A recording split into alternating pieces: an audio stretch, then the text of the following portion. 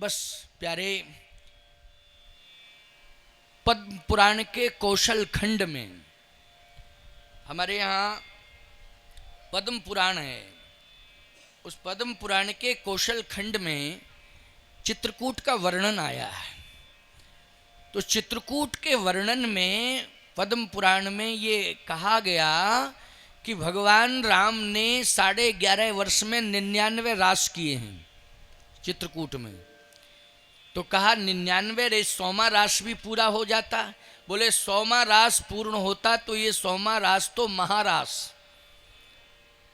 लेकिन 99 रास पूर्ण होने के बाद जब भगवान राम 100वें महारास की तैयारी कर रहे थे तो सीता जी का श्रृंगार कर रहे थे स्फटिक शिला पर बैठ के मंदाकिनी के किनारे। एक बार चुन कुसुम सुहाए और निज कर भूषण राम बनाए, सीत ही पहिराए प्रभु सादर, बैठे फटिक शिलायति सुंदर।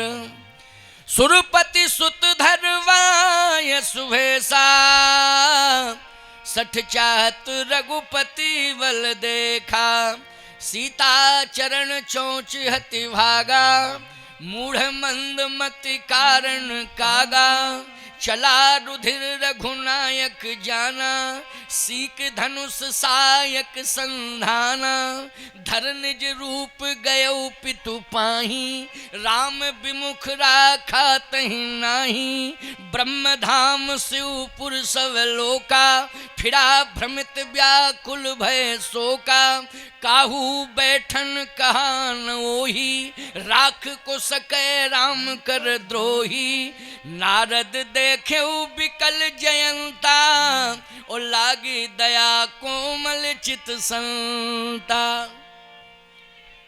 ये अरण्य कांड आ गया। कौन सा कांड? अरण्य कांड। अयोध्या कांड के बाद कौन सा कांड है? अरण्य कांड। अयोध्या कांड के बाद अरण्य कांड। ये अरण्य कांड का चरित्र है। नारद जी ने कहा रुको रुको रुको, कहाँ जा रहे हो? जयंत बोला मरने जा रहा हूं। और कहाँ जा रहा हूं? अरे कौन मार सकता है तुझे? कौन मार सकता है तुझे? अरे बोले पीछे तो देखो जरा। नारद जी ने पीछे देखा, वे नारायण नारायण, ये नारायण की लीला है। क्योंकि जो बाण पीछे चल रहा था उस पर स्वयं भगवान राम थे और इतने आवेश में थे क्योंकि भगवान का बाण भी भगवान का ही स्वरूप है। भगवान का कोई भी पार्षद भगवान उसे अपना रूप प्रदान कर देते हैं। भगवान शस्त्रों को भी अपना रूप प्रदान करते हैं प्यारे। नारद जी ने कहा ये तो नारायण की लीला है, प्रभु की लीला है। अच्छा एक बात बता जयंत, तू घबरा क्यों रहा है? जयंत बोला इसलिए घबरा रहा हूं कि शंकर जी ने भी हमारी रक्षा नहीं कर पाई। रक्षा करने के मूड में तो थे वो, ब्रह्मा जी भी थे, शंकर जी भी थे, लेकिन शंकर जी ने जब देखा कि ये तो अपराध करके आया है, मेरी माँ जानकी के चरण में चोंच मार के आया, तो शंकर जी बस त्रिशूल उठाने ही वाले थे, इतने में मैं भाग खड़ा हुआ। ब्रह्मा जी ने कमंडल से खोपड़ी तोड़नी चाहिए तो मैं भाग खड़ा हुआ। संसार में मुझे कोई जगह नहीं दे रहा रहने। अरे बाबा तू बीड़ा लिए घूमता रहता है, तुझमें ताकत कितनी है?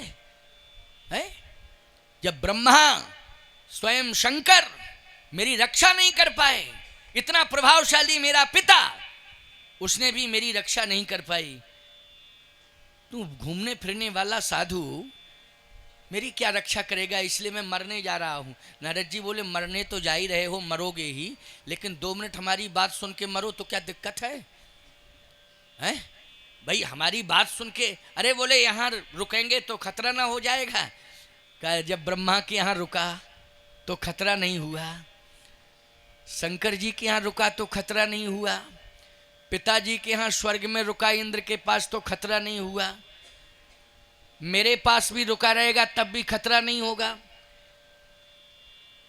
जयंत बोला क्यों? कहे तुम्हें विश्वास नहीं है? जब तुम पिता के यहाँ कितने मिनट रुके? कहा हम 5 मिनट। कहा ये बाण कहाँ था उस समय? बोले पीछे था। कितनी दूरी पर था? बोले दूरी अब तुम ही देखो कितनी। तो नारद जी गए, नापा, बोले 2 अंगुल का फैसला है। 2 अंगुल का फैसला है। बोले हम अभी देख के आए। कहा ब्रह्मा जी के यहाँ कितना रुका? बोले ब्रह्मा जी के यहाँ भी 5 मिनट।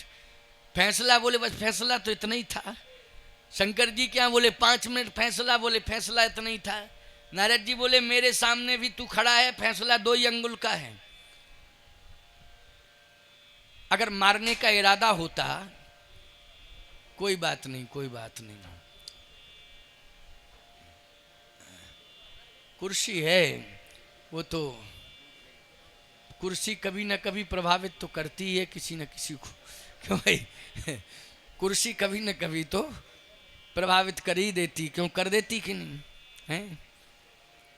इस कुर्सी पर कितने बैठे हो, कितने कुर्सी ने नीचे कर दिए। कुर्सी जो है किसी की होती नहीं है। कुर्सी किसी की होती नहीं है। कोई बात नहीं। हाँ, ये तो सुनिए ध्यान से, बहुत अच्छी बात है। जयंत ने कहा तो मारने का इरादा नहीं है क्या? बाण का इरादा होता तो स्पीड बढ़ा देता, तुम कभी कभी मर जाते। जयंत बोला ये बात तो ठीक कह रहे हैं। नारद जी ने कहा मेरी बात मान, तुम वापस हो जा। और अपराध कहां किया? बोले चित्रकूट में। बस चित्रकूट जा वापस। कहां जाए चित्रकूट में? किसकी शरण में? कहा राम जी की शरण में जा। जयंत बोला तो आप हमारे साथ चलो। नारद जी बोले हम किसी के साथ चलते नहीं हैं, न रहते हैं। हाँ, जब कोई याद करता तो वहां पहुंच जाते हैं तुरंत। हम जाते वाते साथ में थोड़ी जाते किसी के। जब जरूरत मेरी समझना तो याद कर लेना, हम तो वहीं प्रकट हो जाएंगे। नारद जी को ये वरदान है, जहां भी याद करो वहीं प्रकट हो जाते हैं। इसलिए याद करना, कोई विशेष परिस्थिति आएगी याद करना, हम प्रकट हो जाएंगे। अरे कौन सा मुंह लेके जाएं? हमने तो अपराध किया। कहे कोई मुंह लेके नहीं, बस केवल इतना कह देना कि प्रभु क्षमा करो, क्षमा करो, पाहि माम पाहि माम पाहि माम, क्षमा करो। तो कहा क्षमा वो कर देंगे। कहा महान है, उदार है, क्षमा जरूर करेंगे। जयंत बोला मान लो उन्होंने पूछ दिया कि क्यों रे, अपराध क्यों किया था, तो फिर हम कहेंगे क्या? नारद जी बोले यही कह देना आपके प्रभाव को देखने के लिए किया था कि आप कितने प्रभावशाली हैं। इसलिए यदि उन्होंने कहा कि प्रभाव देख लिया तो कह देना बिल्कुल देख लिया। ब्रह्मधाम शिव पुरुष सब लोका फिरा भ्रमित व्याकुल भय, सो का काहू बैठन कहा ना हुई। किसी ने बैठने तक को नहीं कहा, यही तो प्रभाव है। कहा देख लिया प्रभाव। तो जयंत बोला अगर प्रभु कहेंगे कि वापस क्यों आ गया, तो नारद जी बोले कह देना आपके स्वभाव को सुन के आ गया हूँ कि आप बड़े सरल स्वभाव के हैं, बड़े बड़े अपराधियों को क्षमा कर देते हैं, तो मुझे तो क्षमा कर ही देंगे। आपका इतना सरल स्वभाव है। जयंत बोला ये पॉइंट तो ब्रह्मा नहीं बता पाया। कितना सुंदर तरीका बताया, कितना सरल उपाय। नारद जी बोले संत सरल ही उपाय बताते हैं, मेरी बात तो मान, अब बहस क्यों कर रहा, जा। जयंत गया, पाहि माम पाहि माम पाहि माम कह के भगवान के चरण में गिर गया चित्रकूट में। भगवान ने कहा उठ, अपराध करके क्यों भागा था? कहा सरकार आपके प्रभाव को देखना चाहता था। देख लिया तूने प्रभाव, एहसास हुआ, वापस क्यों आ गया? कहा सरकार आपके स्वभाव को सुन के आ गया हूं। भगवान राम बोले नारद जी कहां मिले तुम्हें, पहले ये बताओ। ये पॉइंट केवल नारद जानते हैं और कोई नहीं जानता, उन्हीं की आदत है ये सब बताने की। कहा सरकार रास्ते में मिल गए, वो तो मेरे गुरुदेव हैं, जो भटकते हुए जीवात्मा को परमात्मा से मिलाए वही तो महात्मा है, वही सदगुरु है। और इस भटकते हुए जयंत को आज परमात्मा से जोड़ दिया है, नारद जी की ही महिमा है, नारद के उपदेश ने, इसलिए वो तो मेरे गुरुदेव हैं। अरे कहा तुम्हारे तो गुरु हैं, लेकिन हम जानते हैं नारद हमारे क्या है। हाँ, ये नारद ही बता सकते हैं, नारद के अलावा और कोई नहीं। कहाँ है नारद? जयंत ने स्मरण किया नारद जी का, तो नारायण नारायण कह के नारद जी प्रकट हो गए और कहा सरकार इसको क्षमा कर दीजिए। भगवान राम ने कहा देखो नारद, तुम्हारे कहने से मैं क्षमा नहीं करूंगा, अपराध सीता का किया है, इसने सीता के चरण में चोंच मारी है तो अपराध किसका किया? सीता का। अब सीता बगल में बैठी हैं, ये क्षमा कर दें तो हमारी तरफ से क्षमा। बोलो सीते, कौन सा दंड दूं इसे? पार्वती जी बोली रामेश्वरनाथ भगवान से कि स्वामी कौन सी सजा मिलेगी? शंकर जी बोले हमारी अदालत में मामला होता तो हम तो मृत्यु दंड देते, लेकिन हमारी अदालत से फाइल ही चली गई, हाई कोर्ट से सीधी सुप्रीम कोर्ट पहुंच गई। क्यों भाई? भगवान शिव की अदालत हाई कोर्ट है, वो भगवान राम की अदालत सुप्रीम कोर्ट है। लेकिन श्री जानकी जी का डिसीजन राष्ट्रपति का निर्णय है प्यारे। किसका निर्णय है? राष्ट्रपति का निर्णय है। भगवान शंकर ने कहा पार्वती मेरे मत से तो मृत्यु दंड, कीन मोह वश द्रोह यद्यपि तहीं कर बध उचित, इसका बध होना चाहिए। लेकिन क्या करें, वो हमारे यहां से तो चला गया, तो क्या बध होगा प्रभु राम की अदालत में? क्या कंफर्म नहीं कह सकता हूं, कंफर्म नहीं कह सकता हूं। लेकिन देखो चमत्कार, देखो जरा देखो। अब रामेश्वरनाथ भगवान पार्वती जी दोनों ही देख रहे हैं कि अब निर्णय क्या होता है। हम लोग भी तो रामेश्वरनाथ भगवान के चरणों में बैठ के देख रहे हैं कि अब निर्णय क्या होता है। अरण्य कांड की कथा है ये। अरण्य कांड में दो पक्षियों की कथा है, एक तो जयंत की, दूसरी जटायु की। ये दो पक्षियों की कथा है, जयंत और जटायु की। बस जयंत में और जटायु दोनों ही पक्षी हैं, दोनों के चोंच है। बस अंतर इतना है कि जयंत ने सीता जी के चरण में चोंच मारी और जटायु जी ने सीता जी की रक्षा करने के लिए रावण के चोंच मार दी। इसलिए धन्य जटायु सम को नहीं, जटायु के समान कोई धन्य नहीं है। जटायु के समान तो दुनिया में कोई धन है ही नहीं। कहे अंगद, बिल्कुल यही पड़ोस में समुद्र के किनारे खड़े होके अंगद ने कहा, इसी रामेश्वर धाम की भूमि पर खड़े होके अंगद बोल रहे हैं, बिल्कुल यहीं की घटना है ये। जब जटायु के बारे में प्रमाण दिया तब थोड़ा तुलनात्मक विवेचन कर रहा हूँ। चित्रकूट से दक्षिण भारत में आ गया हूँ उदाहरण के लिए, गीधराज जटायु, क्योंकि अरण्य कांड में दो पक्षी हैं, जयंत और जटायु। कहे अंगद विचार मन माही, ओ धन्य जटायु सम को नाही।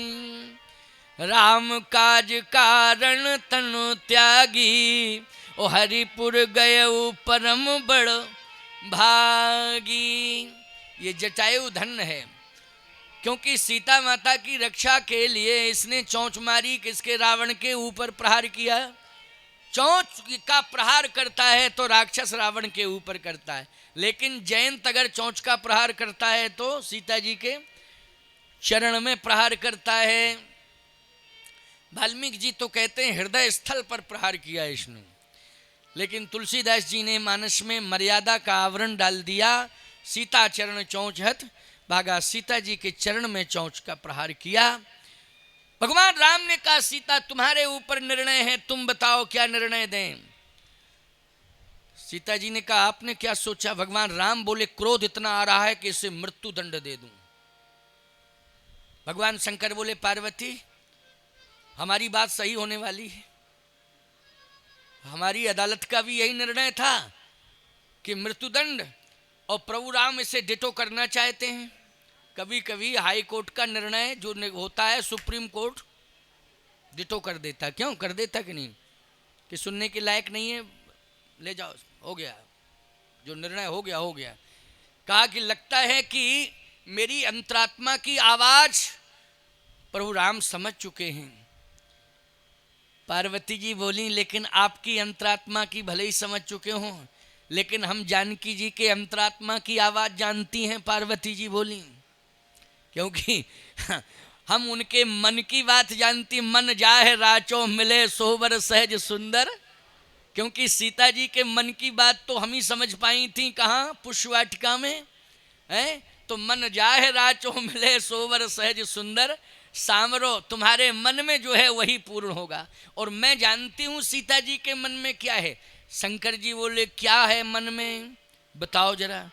पार्वती जी बोली मैं सत्य कह रही हूं, सीता जी के मन में तो सजाए माफ है, सजाए मौत की वजह सजाए माफ। शंकर जी बोले ये बात सत्य है। पार्वती जी ने कहा बिल्कुल मन की बात, हम जैसे आप राम जी के मन की बात जानते हैं तो मैं सीता जी के मन की बात जानती हूं, सजाए माफ। शंकर जी बोले देखो क्या होता है। भगवान राम ने कहा बोलो सीते क्या निर्णय होना चाहिए। सीता जी ने कहा प्रभु ये बताओ कि आप मुझे क्या मानते हैं। भगवान राम ने कहा कि मैं तुम्हें मानता हूं, तुम मेरी धर्मपत्नी हो। वो तो ठीक है मैं धर्मपत्नी हूं, लेकिन आप मुझे केवल जनकपुर के राजा जनक की बेटी ही मानते हैं क्या। मैं पत्नी तो हूं आपकी, लेकिन क्या जनकपुर के राजा जनक की ही बेटी आप मुझे मानते। हाँ तो बेटी हो तुम तो मानेंगे बेटी, लेकिन बेटी वाला भी संबंध है, लेकिन इसके अलावा भी संबंध है। जनक सुता तो जग जननी जानकी, अगर मैं जनक की बेटी हूं तो जग जननी जगत की माता हूं, और आप जगत के पिता हैं, मैं जगत की माता हूं। भगवान राम बोले हाँ ठीक है। वो ये जयंत जगत के अंदर रहता है कि जगत के बाहर। भगवान बोले नहीं ये तो जगत के अंदर ही रहता है। इसने अपराध जगत के अंदर किया है कि जगत से बाहर किया है। कहा नहीं अपराध भी जगत के अंदर ही किया है। कहा सरकार तो जब मैं जगत की माता हूं, ये जगत के अंदर रहता है, जगत के अंदर ही इसने अपराध किया है, तो आखिर ये मेरा बेटा हुआ कि नहीं हुआ। हाँ हुआ। तो माँ अपनी आंखों के सामने बेटे की मौत कैसे देखेगी। भले ही बेटा नालायक हो, बेटा भले ही नालायक हो, लेकिन माँ अपने बेटे की नालायक बेटे की मौत भी अपनी आंखों के सामने नहीं देख सकती है। बोलो यही सिद्धांत है कि नहीं। तो आखिर ये मेरा बेटा भले ही नालायक है, लेकिन है तो मेरा बेटा ही, इसलिए मैं अपने बेटे की मौत अपनी आंखों से कभी नहीं देख सकती हूँ। मैं यही प्रार्थना कर रही हूँ सजाए मौत की बजाय सजाए माफ कर दिया जाए, मेरी तरफ से सजाए माफ कर दिया जाए। भगवान शंकर ने कहा पार्वती हम फेल हो गए, तुम पास हो गई, क्योंकि हम जो सोच रहे थे वो नहीं हुआ, और जो तुम सोच रही थी कि सीता के मन को मैं जानती हूँ, वास्तव में वही हुआ। भगवान ने सजाए मौत की वजह सजाए माफ कर दिया, लेकिन मर्यादा के लिए थोड़ा दंडित कर दिया। एक नयन कर तजऊ भवानी, एक आंख फोड़ दी, क्योंकि दृष्टि दोष हुआ था, दृष्टि दोष आया। नहीं दोनों आंखें फोड़ देते, दोनों आंखें फोड़ते तो अंधा ना हो जाता, लेकिन एक आंख फोड़ दी कि दृष्टि दोष आया, तो कम से कम तुझे इतना दंडित करूंगा कि दृष्टि ने अपराध किया तो दृष्टि को मैंने अलग कर दिया। एक आंख से काम चलाना, अब एक आंख तो गई दुनिया से, बस एक ही आंख से काम चलाना। और एक आंख से अगर तुम अपनी माँ को माँ मानना, तो दूसरे की माँ को भी उसी आंख से माँ की दृष्टि से देखना।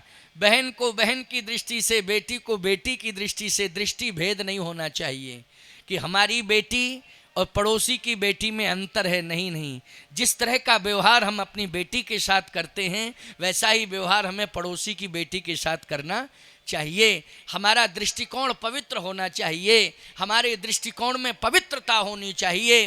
तो भगवान राम ने एक नयन कर तजऊ भवानी, लेकिन प्यारे जयंत को अरण्य कांड में दंडित किया कि नहीं किया।